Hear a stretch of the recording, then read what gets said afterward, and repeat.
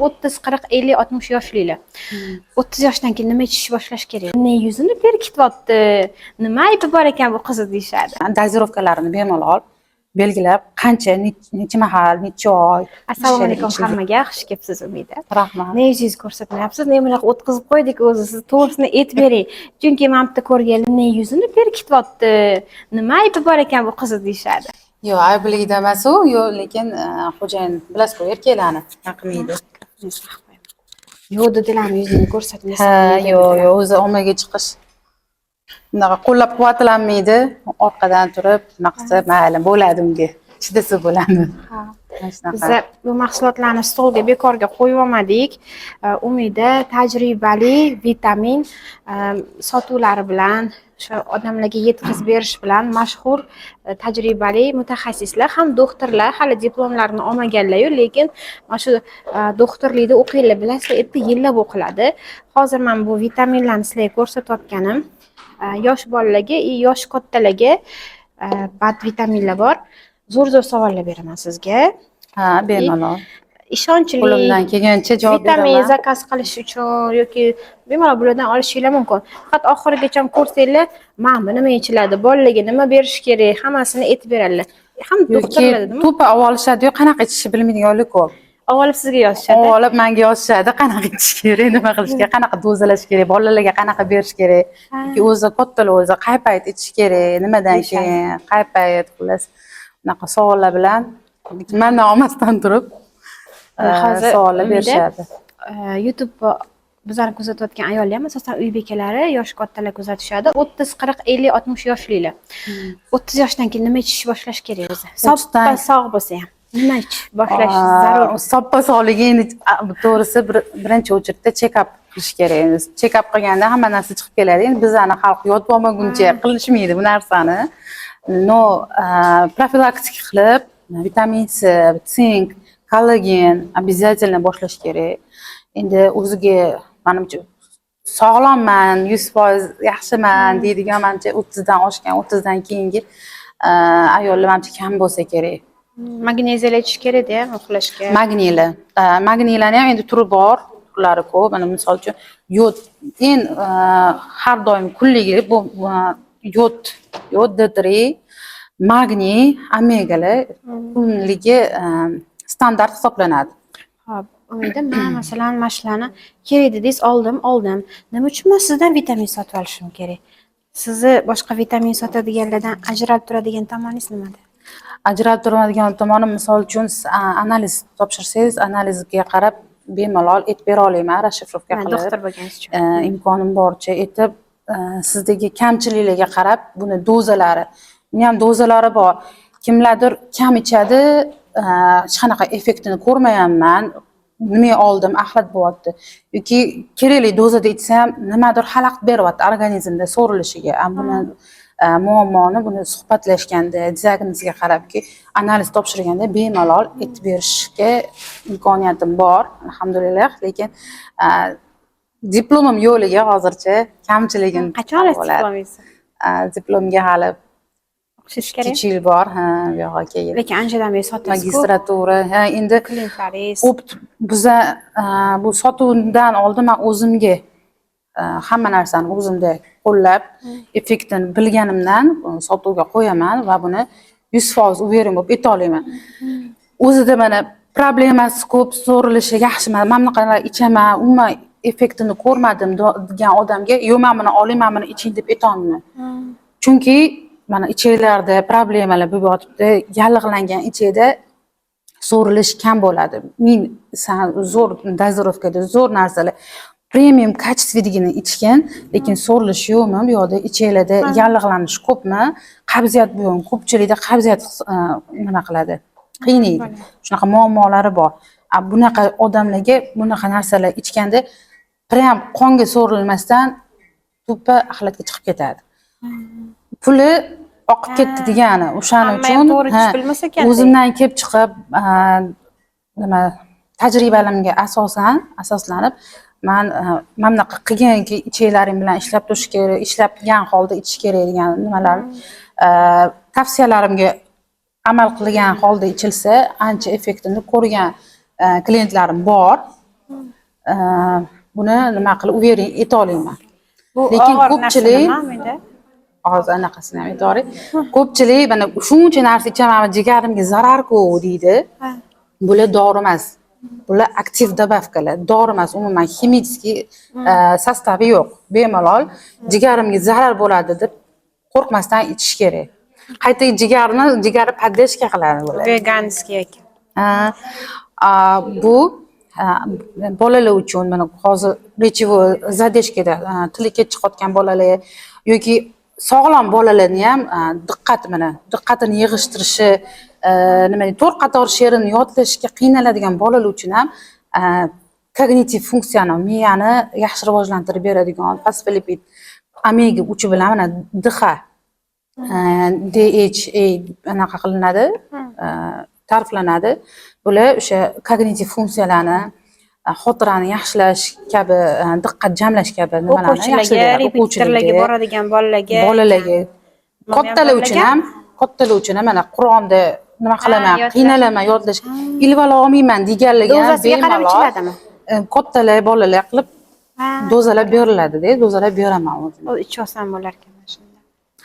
Xo'p, bolalar uchun nimalar bor yana? Bolalar uchun mana yod, mana yod juda ham необходимо. Bolalarmi, kattalarmi, biz endemik zonada yashaymiz. Umuman yod hech narsada yo'q. Uvering, gapira olaman.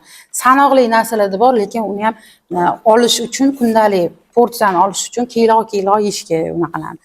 Kilo yeyishga odam imkoniyati ham yo'q, uni tortmaydi ham, yeyolmaysan ham. Uni anaqasida mana aktivlashgan formalarida bemalol добавкаlarda olish mumkin. Mana yodni mana selen bilan ishlab chiqarilgan yaxshi formadagi o'zini kofaktori selen bilan. Selen yod singishiga juda ham zo'r yordam beradi o'zini kofaktorlari bilan. Buni singishi uchun buni jam ichishimiz kerak. Buni singishi uchun bunga selen qo'shish kerak, ham dozalarni to'g'irlash kerak. Bunda ko'proq doza, uni ham ko'p miqdorda emas, o'sha organizmga kerakli miqdori bemalol aytib bera olaman. O'shanga qarab yoshga, holatiga, organizm odam holatiga qarab bemalol ayta olaman. Bular bolaga, men bu o'sha bolalarga, kattalarga, bolalarga. Men ham kids deb yozib. Kids bu, bolalarga D3ni kadva bilan, bu ham kofaktori bilan o'zini yaxshi добавка bolalar uchun mana tomchisida bemalol nima qilmasdan, nima deydi, shubhalanmasdan bemalol bolalar uchun beriladi. Kattalar uchun kapsula varianti yaxshiroq. Unda bularni firmasi har xil, ishlab chiqarilgan anaqasi har xil, davlatlari, qog'ozlarida ham farq bor. O'zingiz bilib tanlab olasizmi bularni? Buni albatta. Yo'q, bitta-ikkita joy bilan ishlaysiz. Yo'q, o'zim sostaviga qarab, mana jelatinli kapsulalar bor. Jelatinlari shubhali, jelatinni ko'proq biladi ko'pchilik. Mollardan, cho'chqa, shunaqa. Bu o'simlikdan olinganmi? O'simlikdan kerak bo'lsa, ko'proq mana vegan bo'lgan, ya'ni o'simlik sostavida bo'lgan, sellyulozadan ishlab chiqarilgan kapsulalardan olishga harakat qilaman. Bu bolalarniki, kattalarniki? Bu kattalarniki. Kattalarni ham bedabavkalarni bemalol bolalar uchun dozirovkalab qilib bersa bo'ladi. Sink nimaga o'zi? Sink immunitet ko'tarishga, mana soch oqaryapti, tishlar to'kilyapti, tirnoqlar sinyapti, organizmda mana terilarga har xil toshmalar toshyapti, hammasi uchun необходимо hisoblanadi. Bu anemiyada ham eng kerakli. Chunki bir-biriga bog'lanib, bu yerda bioximik jarayonlar sodir bo'ladi. Sink nima aktivlashtirib beruvchi bitta faol modda-da. Temir, mana tupa temir o'zini shundoq ichib bo'lmaydi. Temir og'ir metal.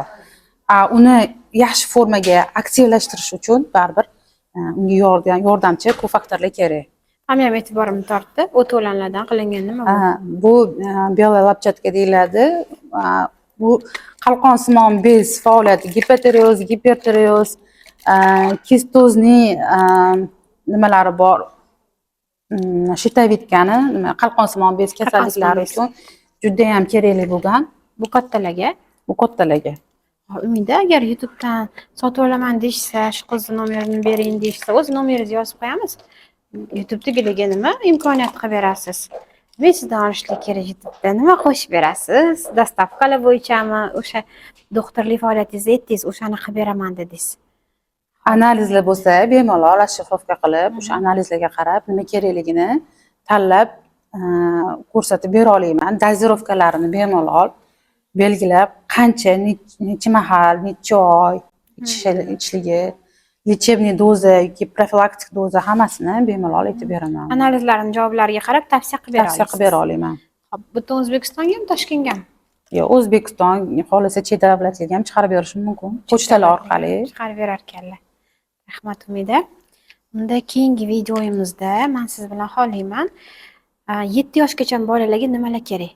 Shu mahsulotlaringizdan olib kelasiz. Videoni kuzatayotganlar obuna bo'lib qo'yinglar. 7 yoshgacha bolalarga nima kerak? Asosiy maqsadimiz bu mahsulotlarni sotuv emas. Umidani iminin nimaga vitamin sotyaptilar? Bular mutaxassislar va bilgan va tajribali, ishonchli odamdan olishinglar. Shu bo'lmasa maslahatlarni olsanglar bo'ladi.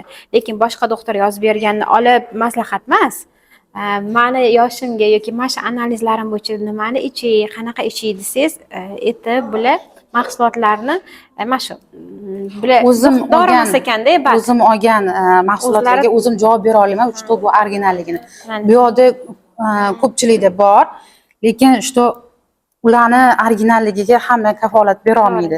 U sertifikati bor original joylardan olingani uchun men o'zimning mahsulotlarimga, o'zim qo'limdagi mahsulotlarga javob bera olganim uchun bemalol ayta olaman. Lekin boshqa yoqdan olingani, boshqa yoqdan olib keyin qanaqa yaxshimidi, analizlarni yuborsanglar, yaxshimidi, mana ichsa bo'ladimi degan narsalar endi u yog'iga javob bera olmayman.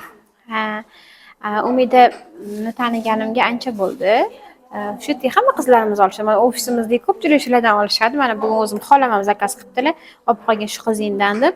Demak, yaxshi tavsiya qilyaptilarki, ishonchlilarga hamma olyapti. Shuning uchun tavsiya qilamiz. Kimda vitaminchi tanishi bo'lmasa, prosta aptekalardan olib yurgan bo'lsangiz, endi ishonchli ham mana shu sohani doktorlikni ham biladilar. Mana shu endi diplomlarni endi oladilar. Har holda bular doktor bilib, tajribalari bor. Tabib emas, boshidan o'tgan tabib deydi-ku, o'shaning uchun bemalol o'zga telefon qilib bo'ladi, tavsiya qilib maslahat bera olaman. Xo'p, telefon qilganingizda yana qanaqadir savollar qiziqtirsa, bemalol Umidaga aytib qo'yinglar. Keyingi intervyularda biz o'sha savollar bo'yicha kerak bo'lsa yana qo'shimcha chaqiramiz. Anaqalar bor-ku bizda. Qaysidir kasalliklardan tuzalgan muammosi bor. Imенно sizni tavsiyalaringiz bilan o'sha muammosini hal qilgan insonlarni chaqiramiz. Siz ham yozib keting, nimalar sizga qiziq bo'ladi. Mahsulotlarni bemalol Umidadan olsanglar bo'ladi.